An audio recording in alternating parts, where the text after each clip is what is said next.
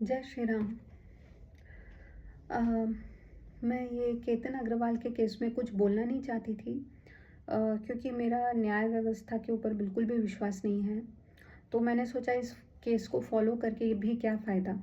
तो मैंने एक वीडियो बनाई और उसके बाद मैं सोच लिया था कि मैं इसके आगे नहीं बोलूँगी। बट अभी मुझे एक न्यूज़ पता चली है कि वो जो केतन अग्रवाल नाम का लड़का है, जिसका इतनी निर्मम हत्या हो गई है, उसके जो दादाजी हैं उनकी मृत्यु हो गई है। उनके दादाजी का जो कंडीशन है वो बहुत वीक था बहुत दिनों से, लेकिन जब उनको अपने पोते के मरने की और मर्डर की न्यूज़ मिली तो वो उसको झेल नहीं पाए और उनकी जो परिस्थिति है और विकट हो गई और आई थिंक 2-3 दिन पहले उनकी मृत्यु हो गई है। तो आप समझ सकते हैं कि एक मेंटल ट्रॉमा कितना फेटल होता है।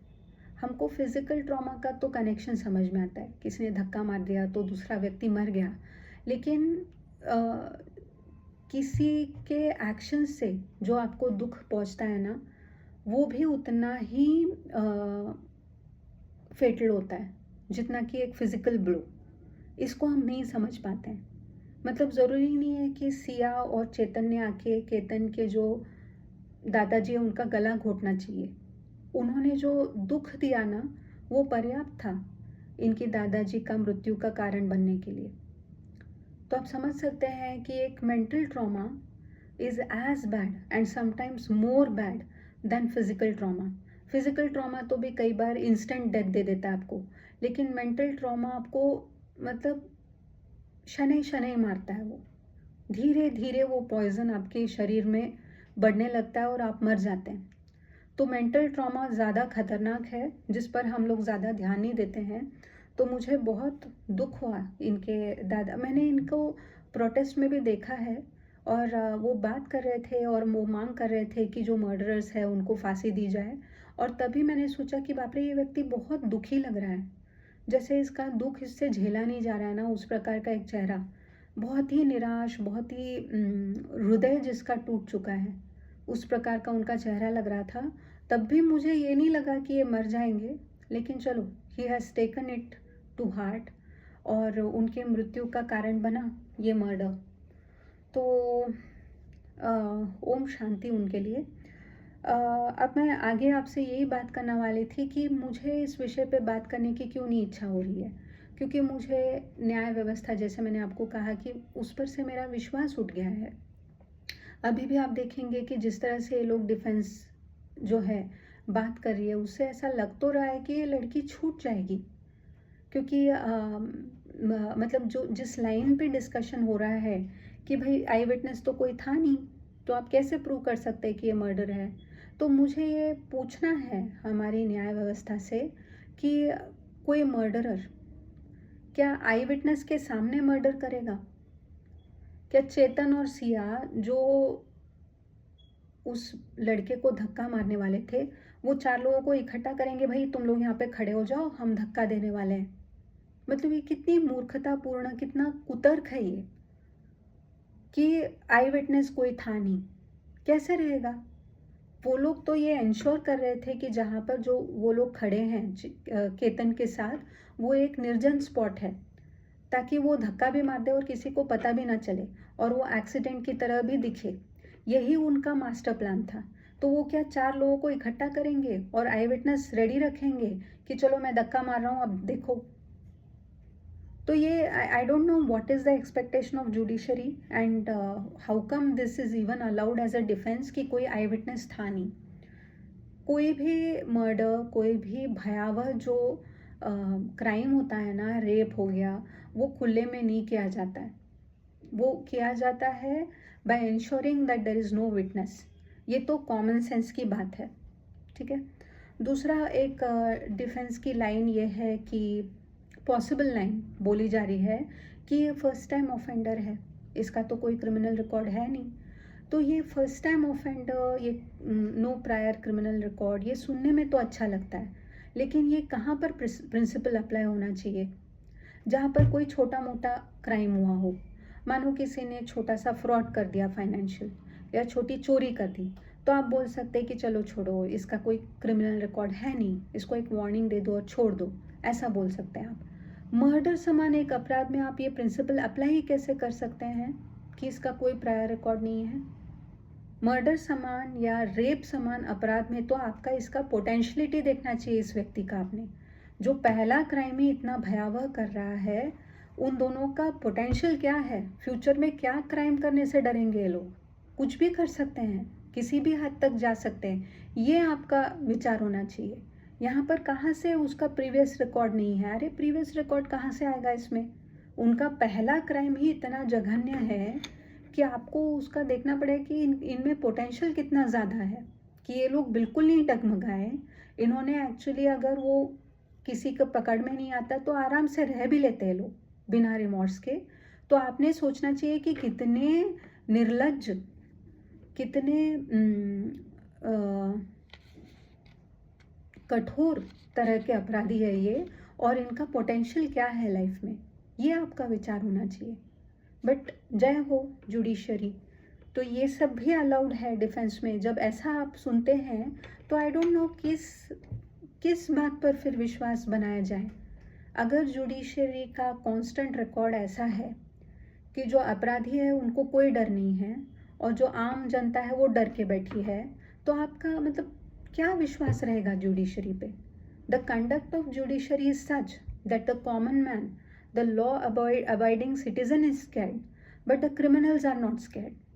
The conduct of judiciary is such कि योगी जी को हर बार बुलडोजर एक्शन करना पड़ता है, क्योंकि पता रहता है कि ये अगर कोर्ट में जाएगा मामला तो ऐसे ही बस तारीख पे तारीख, तारीख पे तारीख, तारीख पे तारीख, कब तो ब्लास्ट हुआ, अब उसका जजमेंट आ रहा है। 2008 में कोई ब्लास्ट हुआ है गुजरात में, तो वो 28 अक्यूज को हाई कोर्ट जो है वो डेथ पेनल्टी सुना रही है, ऐसा मैंने न्यूज़ में पढ़ा आज 2026 में। तो ये तुमको 18 साल लगे इसको डिसाइड करने के लिए, वो भी हाई कोर्ट लेवल पे। फिर वो लोग तो रुकने नहीं वाले, वो टेररिस्ट जाएंगे सुप्रीम कोर्ट, फिर सुप्रीम कोर्ट के बाद it will go for mercy petition to president. तो ये नाटक तो निरंतर चलेगा। तो यहाँ पर तुम कुछ करते हो तो उसको इमीडिएट दंड है ऐसा तो नहीं दिख रहा है क्रिमिनल्स को। तो क्रिमिनल्स को लग रहा है कि मेरा मतलब मैं क्राइम भी कर दूंगा और मेरा कोई कुछ बिगाड़ भी नहीं सकता है, यही इंप्रेशन उनके दिमाग में आ रहा है। और आम जनता को लग रहा है कि भैया कोई सिक्योरिटी नहीं है अपनी, कुछ भी कोई भी करके चला जाए तो कोई ही गारंटी नहीं है कि उनके अगेंस्ट कुछ एक्शन होगा और उनको दंड मिलेगा। ठीक है, तो मेरा जो है बिल्कुल भी विश्वास नहीं है सुप्रीम कोर्ट या हमारी न्याय व्यवस्था पर जनरली।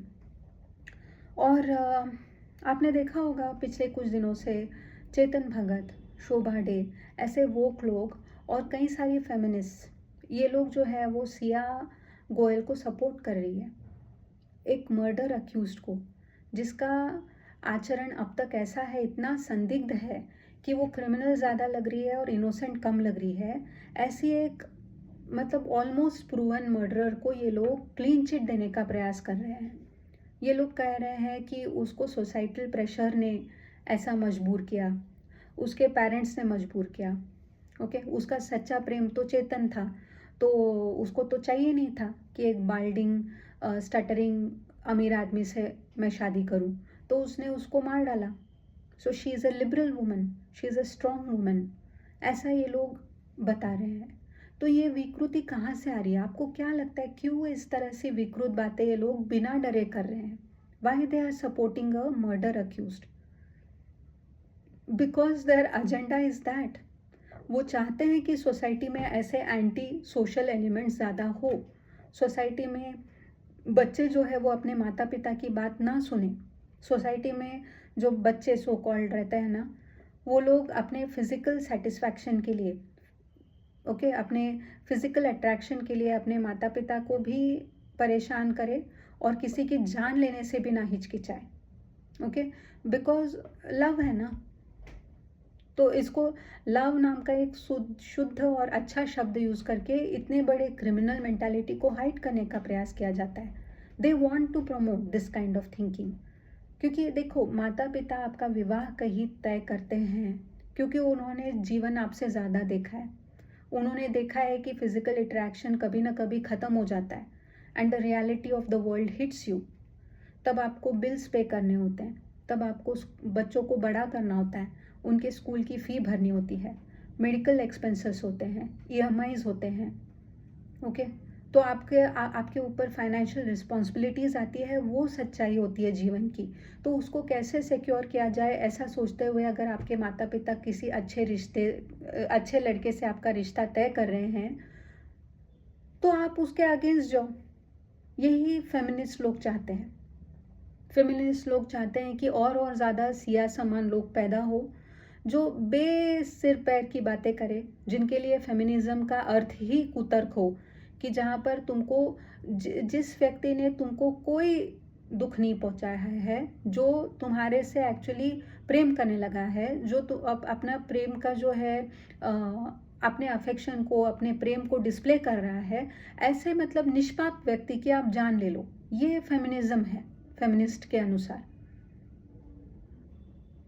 तो ये जो चेतन भगत है या शोभा डे समान पागल लोग हैं, ये लोग ऐसी औरतों को, ऐसी मर्डरर्स को इसलिए सपोर्ट करती है क्योंकि इनको चाहिए है कि सोसाइटी जो है वो बिखर जाए, हिंदू भारत सोसाइटी जो है वो बिखर जाए।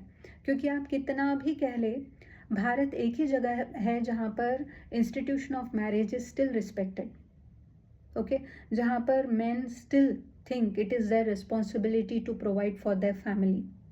ओके, तो वो ये इसी पे वो लोग आघात करना चाहते हैं भाई। ऐसा विष भर के ऐसे ज़्यादा से ज़्यादा ऐसे सिया समान लड़कियां पैदा होंगी तो क्या होगा हमारा मैरिज सिस्टम का। आप सोच के देखिए, फिजिकल अट्रैक्शन में ऐसी लड़कियां शादी तो कर लेगी, वो शादी चलेगी कितनी। यह व्यक्ति जो है, इसी का एग्जाम्पल ले लो ना, सिया और चेतन। ये चेतन जो है ये 22 वर्ष का है। Don't you think it is over age for cricketing career. इस आदमी का कभी नाम सुना था आपने इससे पहले? अरे क्रिकेट ऐसा प्रोफेशन है जहाँ पे 14-15 साल में लोग चौके छक्के उड़ा रहे हैं इंटरनेशनल स्टेडियम में। वहाँ पर तुम 22 वर्ष तक तुम्हारा कोई आइडेंटिटी नहीं बना पाए, तो naturally you are a failure. Okay, कल को जब तुम्हारा फिजिकल अट्रैक्शन खत्म हो जाएगा तो तुम क्या उस लड़की का या उस लड़की के साथ तुम्हारा जो बच्चा पैदा हुआ उसका तुम रिस्पॉन्सिबिलिटी उठाओगे? You will be an irresponsible person. फिर वो लड़की दर दर भटकेगी बच्चे को लेकर। फिर हमारा जैसा हो जाता है ना, अफ्रीकन लोगों का हो गया है कि उनका एकदम मतलब अगर कोई ब्लैक है तो वो ड्रगी होगा या क्रिमिनली होगा। क्यों? क्योंकि उनका जो बेसिक मैरिज जो इंस्टीट्यूशन है वही ब्रेक करके रख दिया है वाइट्स ने। तो उस प्रकार से हिंदू सोसाइटी को भी ये लोग ब्रेक करना चाहते हैं कि जो लड़कियां हैं वो फिजिकल अट्रैक्शन में वो लोग किस किस को दाव पे लगा दे, सिक्योरिटी को, रियल लव को, एक ऐसे पर्सन को जो आपको अच्छा संभाल सकता था, उसको तुम मार डालते हो और किसी पगले के पीछे भाग रहे हो सिर्फ because of your physical attraction. तो क्या टिकेगी ऐसे मैरिज? नहीं टिकेगी। तो अगर नहीं टिकेगी तो वो लोगों का एजेंडा सफल हो गया। वो तो चाहते ही वही है। उनके तो हर स्टोरी बुक में, हर मूवी में, हर उनके नेटफ्लिक्स सीरियल में यही तो दिखाना चाहते हैं वो लोग कि आप लोग अपने फिजिकल डिज़ायर्स के पीछे भागो, रिस्पॉन्सिबिलिटी का कोई सोचने की ज़रूरत नहीं है। आपका पति है, आपके बच्चे हैं, आपका एक अच्छा इमेज है सोसाइटी में, वो सब मायने नहीं रखता है। ये सब बहुत ज़्यादा मतलब शैकल्स है ये लोग। तो इन सब को तोड़ के तुम किसी प्रेमी के साथ भाग जाओ, यही तो दिखाना चाहते हैं वो लोग। तो Siya is the role model. उनको दिख रहा है कि उन्होंने जो विश बेचना शुरू किया है ना, through books, through stories, through Netflix serials, through movies, वो काम करने लगा है। लोग विषैले बनते जा रहे हैं। जो यंगर जनरेशन है वो उससे अफेक्टेड है। वो लोग यही सोचते हैं कि मेरा माई physical satisfaction is more important than anything else. मैं कोई रिस्पॉन्सिबिलिटी वगैरह नहीं लेना चाहती हूँ, सिर्फ मैं मेरे अट्रैक्शन के पीछे भागना चाहती हूँ। तो यही तो चाहते हैं। तो उनका तो एजेंडा सफल होता ही दिख रहा है उनको। सो इसीलिए वो लोग एक मर्डर अक्यूज को सपोर्ट कर रहे हैं। ठीक है। सो मैं आपके साथ एक ऐसे ही मेरा एक अनुभव शेयर करना चाहती थी। जब मैं मतलब बीकॉम में थी तब मेरे जूनियर्स मेरे पास आते थे पढ़ने के लिए। तो उसमें 2 लड़कियां और एक लड़का था। और मैं उनको, वो लोग मुझे दीदी दीदी बोलते थे और मैं उनको शायद अकाउंटिंग या इकोनॉमिक्स कुछ पढ़ाती थी। तो तब नेचुरली हम सबकी एज कम थी ना, तो बॉयज़ गर्ल्स इसके बारे में भी कभी कभी हम लोग बात करते थे। और तब मैंने मतलब ऐसे ही उनसे पूछा कि यार लड़के देखते क्या है लड़कियों में, what do they look for. तो बहुत सारा हंसी मजाक हो रहा था and everyone was coming up with their answer. तो मेरी एक महाराष्ट्रियन स्टूडेंट थी, वो बोलती है दीदी पता है आपको, लड़कों को ना आजकल, मतलब मेरे मामा जी को अगर आप देखेंगे तो he is so handsome, he is so tall, he is so well built, और उनके नैन नक्श भी अच्छे हैं and he is like all that गबरू नौजवान। बट उनकी वाइफ को अगर आप देखेंगे तो वो बहुत ही मतलब साधारण दिखने वाली है। तो मैंने कहा यार फिर उन्होंने क्यों हाँ कहा ऐसी लड़की को। तो वो कहती है कि when he came to know कि ये लड़की भयावह रिच फैमिली से आती है, तो वो मोहित हो गए।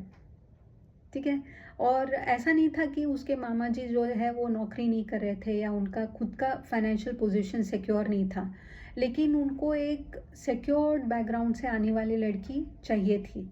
तो उन्होंने जब देखा कि उनको बहुत अच्छा ट्रीटमेंट मिल रहा है लड़की के लोगों द्वारा, और लड़की जो है वो बहुत बहुत ही फाइनेंशियली सिक्योर बैकग्राउंड से आती है, तो उन्होंने झट से हाँ कर दी। And ever since he said yes, he didn't regret his decision, क्योंकि वो लड़की भले ही साधारण हो दिखने में, बहुत ही अच्छी लड़की थी वो, और उससे विवाह करके उनके मामा का जो भविष्य है वो और उज्ज्वल ही बना। मतलब एक आदमी को चाहिए क्या रहता है कि वो घर आए तो वहाँ पर एक क्लेंलीनेस हो, शांति हो, है ना, अपनापन हो, गर्मा गर्म खाना मिले। ठीक है। तो वैसा देने वाला, अगर प्रोवाइड करने वाला एक सिक्योर लाइफ पार्टनर आपको मिल जाए, तो आप बाहर जाके कोई भी काम करके आ सकते हैं। आप कितना भी बड़ा चैलेंज जो है लाइफ आपके ऊपर थ्रो करे, उसको आप डील कर सकते हैं जब आपको इतना एक सिक्योर एनवायरनमेंट मिलता है। तो उसके मामा जी there after never regretted his decision कि he said yes to security, yes to real love, instead of running after beautiful women. वो कह रहे थे कि मैं अगर ब्यूटीफुल लड़की से भी शादी करता, नॉट नेसेसरली कि I would have been happy, but today I am very happy. तो वो मुझे बता रही थी कि मेरे मामा और मामी जो है, उनका अगर मैरिड लाइफ आप देखोगे तो आप मुग्ध हो जाओगे। देर इज सो मच तालमेल between them and so much sense of security, serenity, peace in their marriage. तो तब मैं, मतलब at that time my age was 19-20 myself, फिर भी मुझे ये एक बहुत बड़ा इम्पॉर्टेंट लेसन की तरह मेरे मन में बैठ गया कि बाप रे, लोग कितनी सारी चीज़ों को कंसिडर करते हैं बिफोर सेइंग यस। ठीक है। तो अगर ये लड़की को नहीं पसंद था केतन, ठीक है, तो ये हमेशा ही नहीं बोल सकती थी, क्योंकि कोई ऐसे लड़की होती जो वैल्यू करती है रियल लव को, जो वैल्यू करती है सिक्योरिटी को, वो ऐसे इंसान को हाँ बोलती, एक अच्छा जीवन जीती। ओके। और ये लड़का भी, maybe if you are so beautiful, ठीक है, तो वो थोड़ा किसी को भी बुरा लगेगा कि अरे इतनी सुंदर लड़की हमारे जीवन में नहीं आ रही है, लेकिन लोग फिर एडजस्ट हो ही जाते हैं। Okay. Because you are busy with your work, you are busy with your life and life takes you places, you forget about all this and you move on. तो वो भी किसी अच्छी घरेलू लड़की के साथ उसका विवाह होता, जब वो घर आता तो उसको सेफ्टी सिक्योरिटी मिलती, rather than this kind of betrayal, और वो आराम से रहता है यार, उसकी जान लेने की क्या आवश्यकता थी। तो ये एक मुझे आपसे शेयर करना था। और एक बात याद रखिए, जब भी हम लोग public as a public outreach करते हैं, तो आप देखना जो कुछ मीडिया हाउसेस है सोल्ड आउट, वो उसको किस तरह से स्पिन करने का प्रयास करते हैं। ठीक है। वो कहते हैं कि अरे लुक हाउ एन एक्सीडेंटल ना fall from a fort led to media trial. Okay. तो ये मीडिया ट्रायल यूज़ तो कर रहे हैं, लेकिन इनका टारगेट मीडिया नहीं है, इनका टारगेट आप और मैं जैसे लोग हैं। हम जो विशाल अग्रवाल जी के साथ खड़े होकर बोल रहे हैं ना कि नहीं, बहुत हो गया, अब जस्टिस करो, इसको कुछ दंड तो दो, इतना बड़ा अपराध किया है इस औरत ने। तो ऐसे जब हम मांग करते हैं, तो इन लोगों को उसको किस तरह से अटैक किया जाए ताकि हमारा जो क्रेडिबिलिटी है उसको ख़त्म कर सके कि ये लोग तो ड्रिवन बाय इमोशंस है, this is public which doesn't know the reality, which doesn't know how legal system works, which doesn't know what are the facts of the case. तो ये लोग तो इमोशन ड्रिवन हैं, तो ये तो ऐसे ही मीडिया ट्रायल करेंगे। तो कोई मीडिया ट्रायल वरे नहीं हो रहा है। अगर जो कोर्ट्स या जो न्याय व्यवस्था है उनका कंसिस्टेंट रिकॉर्ड ऐसा है कि क्रिमिनल्स जो है वो और एम्बोल्डन होते जा रहे हैं और जो आम नागरिक है वो डर के बैठे हैं, तो the courts need to introspect what they are doing. कोई मीडिया ट्रायल वायल नहीं हो रहा है यहाँ पर, कोई public outreach based on misinformation नहीं है। ये जो भी इंफॉर्मेशन बाहर आ रही है उस पर रिएक्ट करना और दंड का मांग करना जिसने बुरा किया है, वो एक हेल्दी सोसाइटी का जो है चिन्ह होता है। हम मरी हुई सोसाइटी नहीं है। हम पब्लिक आउटरीच इसलिए कर रहे हैं क्योंकि हमको इसमें दिख रहा है कि इसके छूटने के चांसेस है जिसने इतना बड़ा जघन्य अपराध किया है। तो हम ये मांग कर रहे हैं कि इसको दंड मिले। वो दिखाता है कि हम एज अ सोसाइटी अब भी जीवित है। जिस दिन हम आउटरीच करना बंद कर देंगे ना, उस दिन मान के चलिए आप कि we are dead as a society. ठीक है, तो ये बार बार हमको जो गिल्ट ट्रिप पे भेजा जाता है कि there was a trial done by media, there was a trial done by public which was emotion driven, ये आपकी आवाज़ को बंद करने के लिए ऐसा बोला जाता है। तो अपनी आवाज़ को हमेशा बुलंद रखे। जहाँ पर आपको इनजस्टिस दिख रहा है वहाँ पर बात ज़रूर करें, और जहाँ पर इनजस्टिस दिख रहा है वहाँ पर दंड की मांग करें to the criminal and justice की मांग करे टू द विक्टिम। ये एक हेल्दी सोसाइटी का चिन्ह होता है ये, और इसको भी अटैक कर रहे हैं ये लोग ताकि हम एक मृत सोसाइटी बन जाए, जो मतलब हाँ ठीक है हो गया, ऐसा नहीं जी सकते हैं हम। ठीक है, we should outreach, as long as we outreach it means we are still living as a society. तो यही कहना था, आप भी सुरक्षित रहे। जय श्री राम।